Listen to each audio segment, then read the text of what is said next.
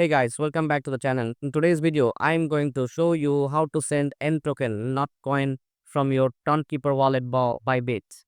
Make sure to stick around till the end so you don't miss up.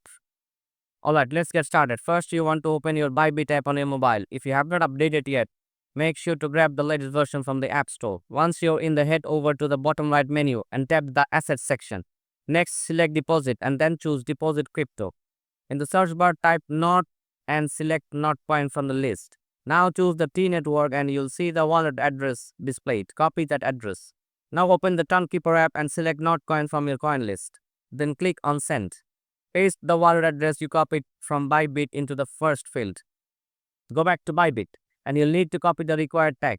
Once you've got that, head back to Tonkeeper. Paste the tag into the comment section in Tonkeeper. Click the continue and enter the amount of Notcoin you want to send. For example, let's go with 5 coins. Click continue again and then hit confirm and send. You'll be prompted to enter your password to complete the transaction. Once that's done, give it a few minutes for the transaction to process.